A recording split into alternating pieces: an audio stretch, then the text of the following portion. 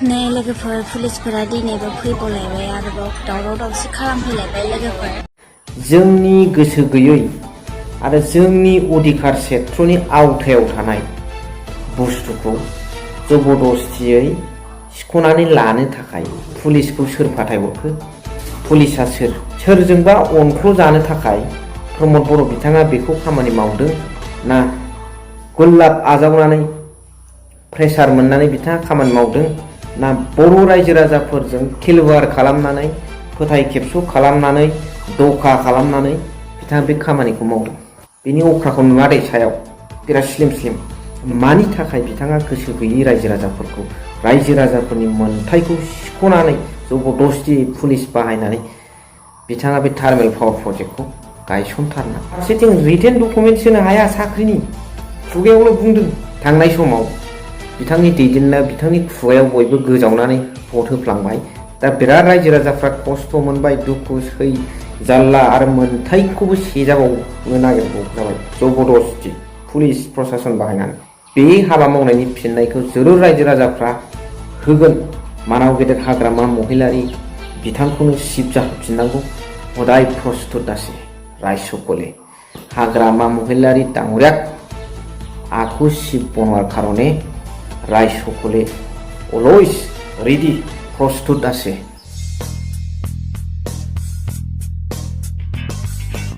नै लोगोफोर पुलिसफोरा दिनैबो फैबावलायबाय आरोबाव दावराव दावसि खालामफैलायबाय लोगोफोर।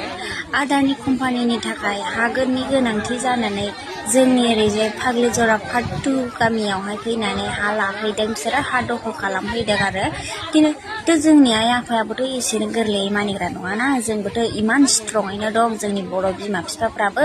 बाट जोंनि बिमा बिफाफोरा एसेबां माने खस्थ' खालामनानै गावसिनि बिखानि थैखौ दै खालामनानै एथ' मोजां बागान बारि खालामबोबाय देनां फिसा फिसौ जालांथों होननानै। बाट बे हाफोरखौ बागान बारिफोरखौ दा आदानि कम्पानिनो हगारनांगौबा मा जागोन लोगोफोर? जोंनि गोसो गैयै आरो जोंनि अधिकार क्षेत्रनि आवथायाव थानाय बुस्थुखौ जबरदस्तियै सिख'नानै लानो थाखाय पुलिसखौ सोर फाथायहरखो?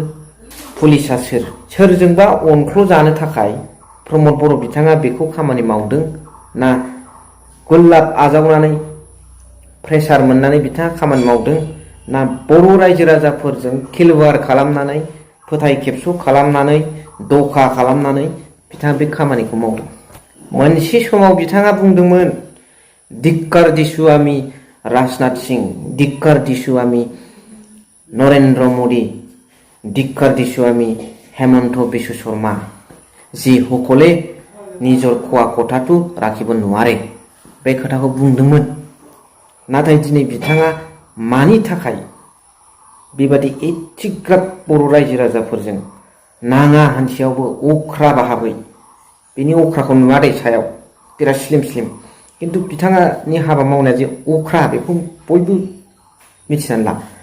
मानि थाखाय बिथाङा गोसो गैयै रायजो राजाफोरखौ रायजो राजाफोरनि मोनथायखौ सिख'नानै जबरदस्ति पुलिस बाहायनानै बिथाङा बे थार्मेल पावार प्रजेक्टखौ गायसनथारना फारसेथिं गेरेन्टि होनो हाया, फारसेथिं रिटेन डकुमेन्ट्स होनो हाया साख्रिनि खुगायावल' बुंदों। बिथांनि खुगायाव गोदै गोदै दामनायखौथ' रायजो राजाफ्रा मोनथिखाबाय।